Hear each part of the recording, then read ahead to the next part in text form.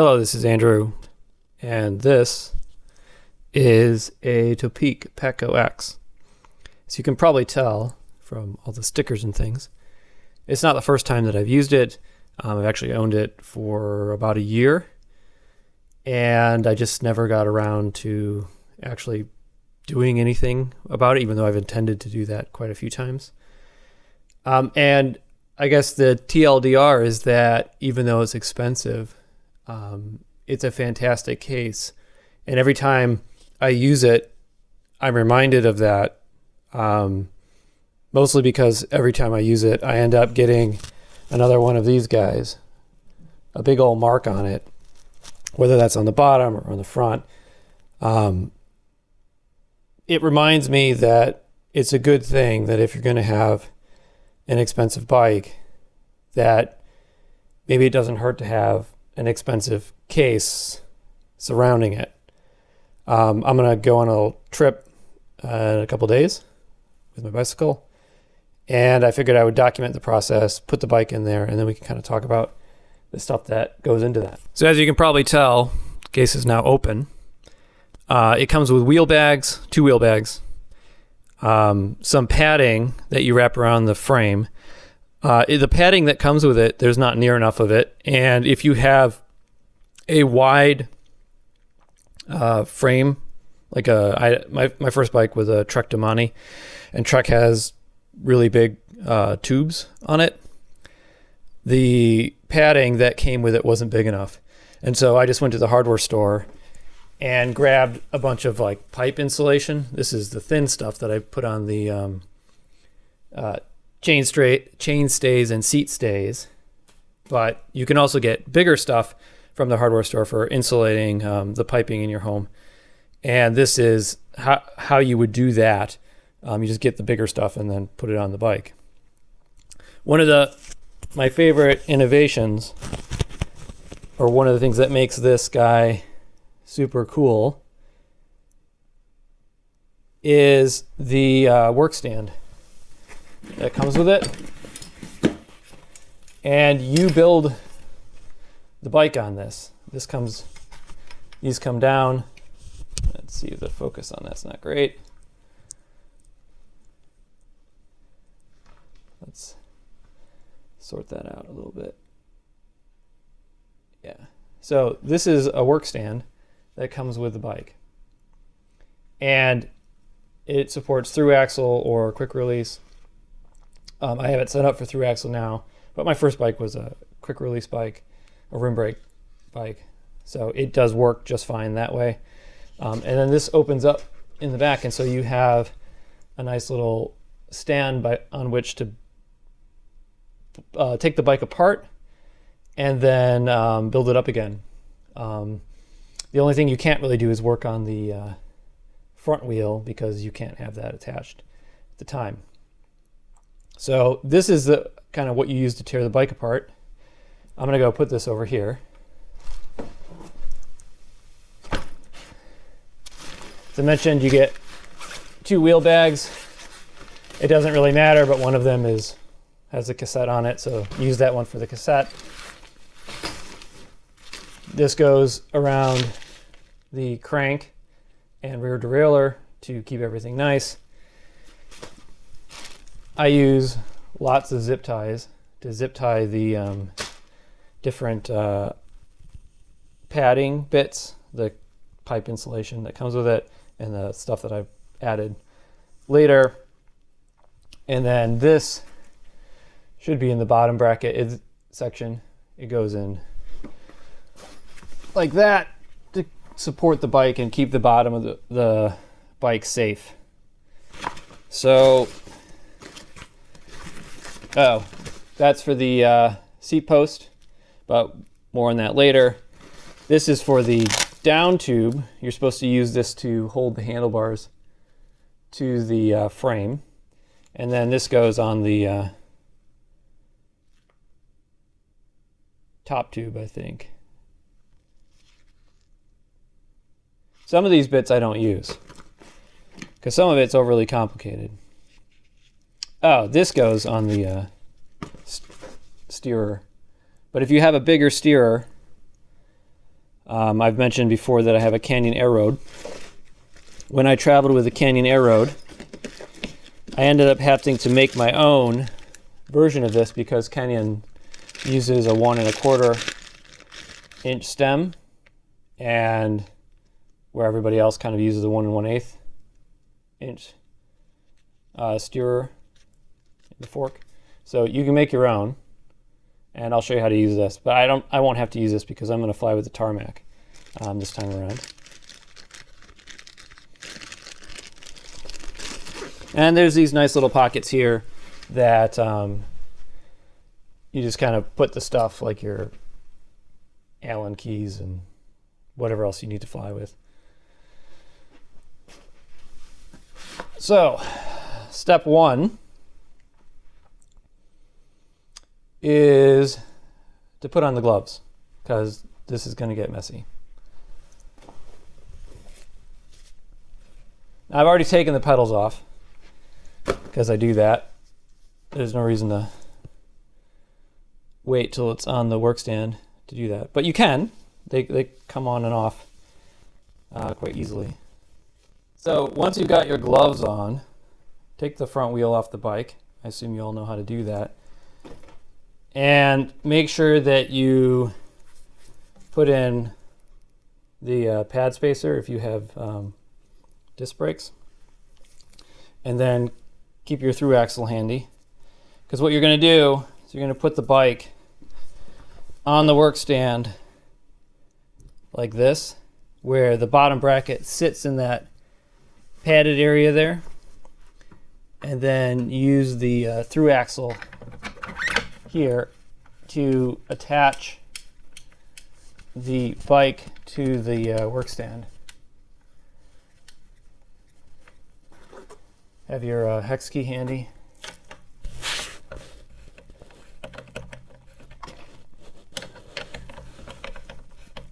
Now it doesn't have to be super tight, just tight enough that you have compression there.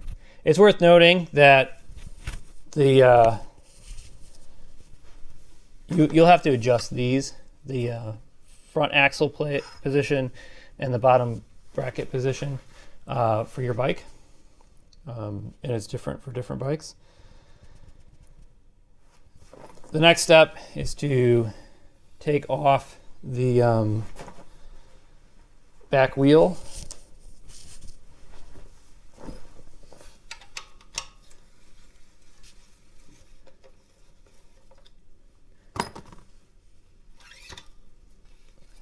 And you'll need to be able to lift the bike out in order to make this work. So back wheel comes out. Put it somewhere convenient. Drop that down. The PAKGO X comes with a chain keeper, so that's kind of nice. Put that in there.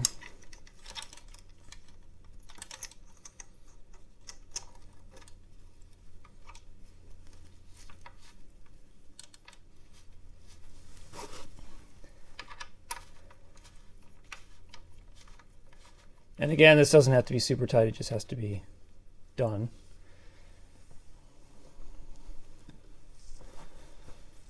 And now we can use the strap here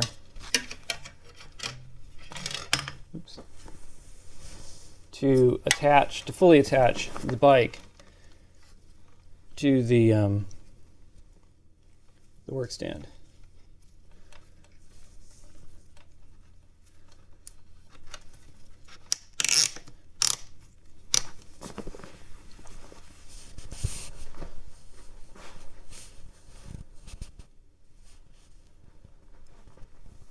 It's also a good idea to put on your brake spacer now. I like to clean them before I put them in, just in case.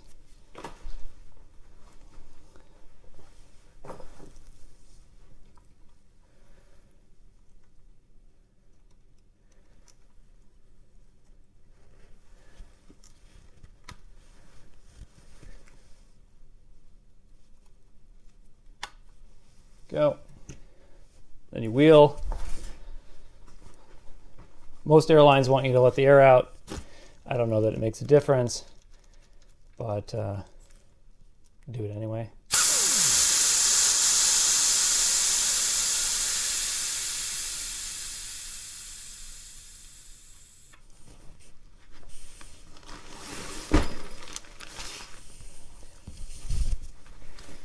And then into the appropriate wheel bag for the wheel. This one, you know, it's for the back wheel because it has a cassette on it. I always put it out cassette side. The main reason why you do that is because you want the cassette to sit in the case like this so that it fits in this space of the bike.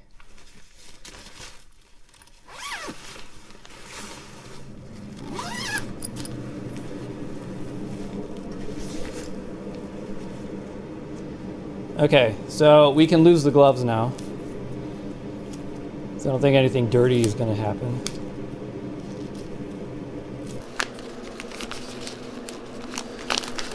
This part, as I mentioned earlier, is for the chain and crank.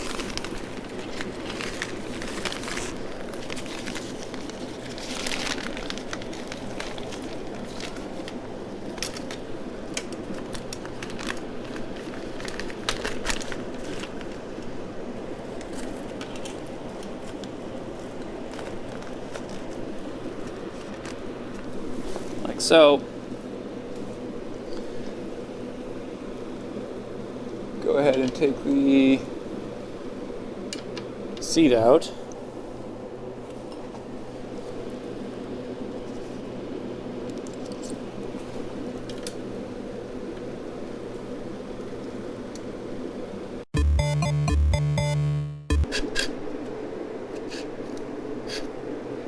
So, I have Di2. So you'll need to, if you do, you'll have to disconnect the wire, the battery wire, and then a good idea is to attach it to the frame somehow. I use electrical tape, and then also don't lose this. Bring assembly paste with you, by the way, because you'll need it again, because you don't want to put this into the saddle carry. Oh, gross.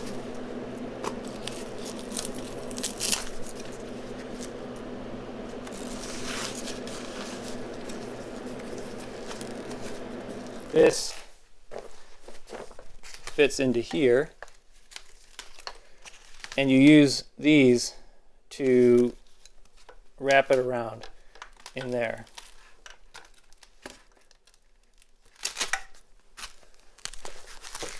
So we're going to put that down for a moment because we need to put our seat stay protectors on.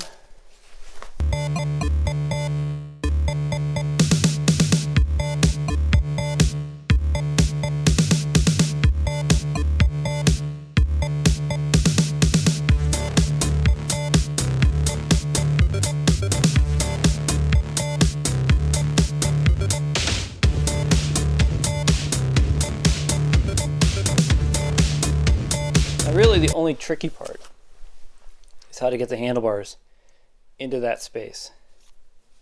And that takes a little bit of finagling. Topeak has a way that they recommend doing it, but I haven't found their way to be very useful. So I don't do it that way. I just kind of like figure it out per bike.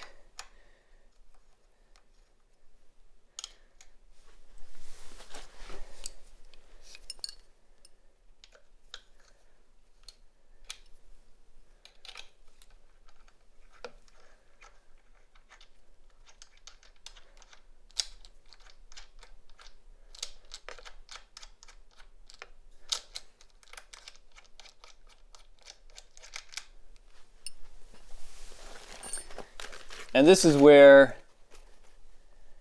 these spacer caps come into play.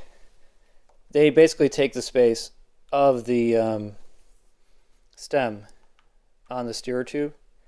And so I should be able to make this one work because this Specialized uses 1 1/8 steerer tubes. This was my one for the Canyon.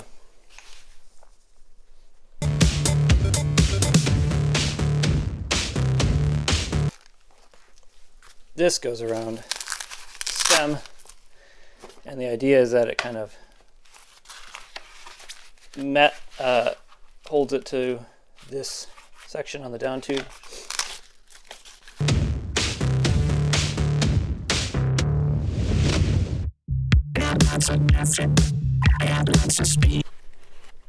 TSA will toss your bag, or at least they have every single time that I've flown. And that's why you can't really have too many zip ties. Sometimes they'll even take the zip ties off.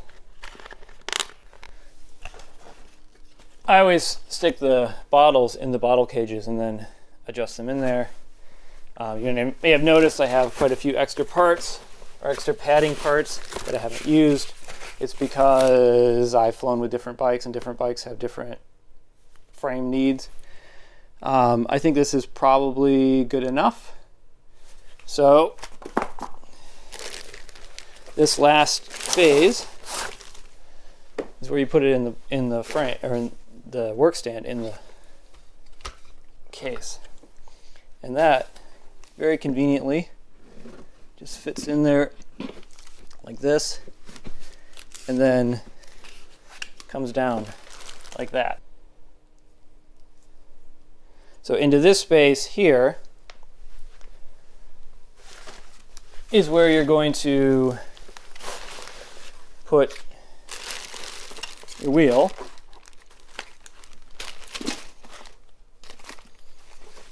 The back wheel.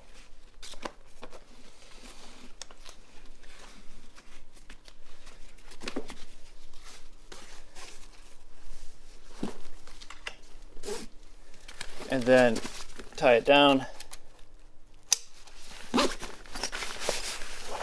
Not too tight though, because you'll want to be able to move it once this comes down, just so you can get the cassette into exactly the right place. Then you can give it a little tug. This strap is supposed to go all the way over here, but I have not found with any of my bikes, and it might be because I tend to ride bigger bikes. This is a 58. That works, but these don't even seem to go that far. So maybe I'm missing something, but I always end up just kind of doing it over here, across this sideways, because ultimately you just want to make sure the frame can't move or can't move too much in the case.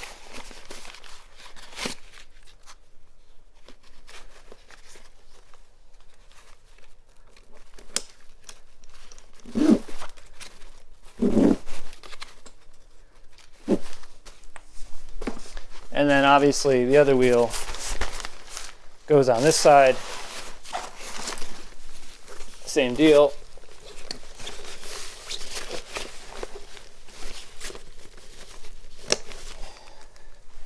Pack up all your other sundry things, like you put your torque wrench and hex keys and all this other stuff that you want to bring along, the pedals.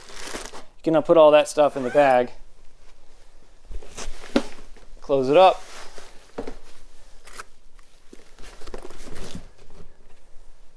and you're all set. So, all in, as I said before, I find this to be an incredibly useful bag. It is expensive, but it's hard cased. The work stand in there is really nice.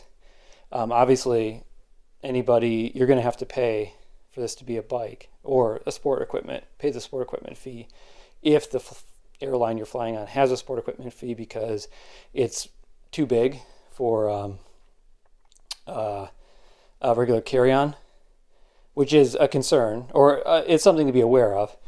But as a person who rides 58 or 60 centimeter frames, some of the other options that are available to make your bike fit into a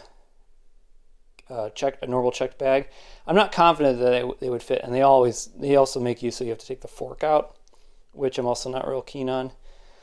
So there's that. And then obviously when you get there, you just reverse the process to take it out again. Hopefully you found this useful. I would totally buy this again. I love the bag. If you have any questions or comments about it, let me know, and I will get to them as soon as I can. Cheers.